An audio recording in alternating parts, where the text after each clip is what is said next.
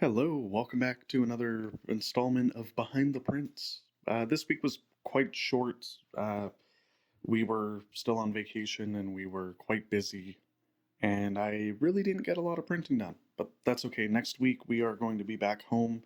We have some exciting new things coming in. Well, there already came in while we were on vacation, but we're hoping to get everything set up and installed. So for next week, we it'll probably be a longer episode showcasing some of the new things that came in and upgrades to printers and new things. I don't want to spoil anything yet.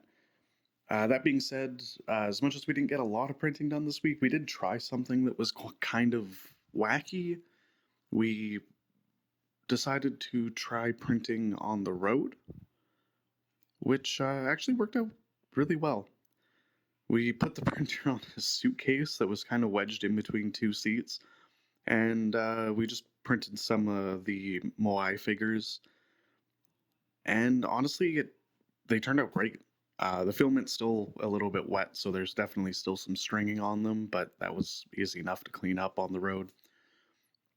But honestly, it was kind of crazy just to be on a fairly long drive and just being able to still pump out prints and have things being made while on the road.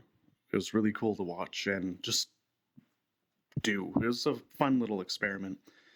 I definitely wouldn't do it all the time, especially in a small car. But if you had like a big van or something that you could just like almost do like a rack mount setup in the back of a big van, it would be kind of cool. You'd have some power issues that you'd have to figure out, I'm sure, but it would be really interesting to just have like a mobile on the go printing setup that you could take anywhere with you and pretty much be printing all the time. I know there would definitely be limitations, but it would be something interesting to try out. Definitely a cool project.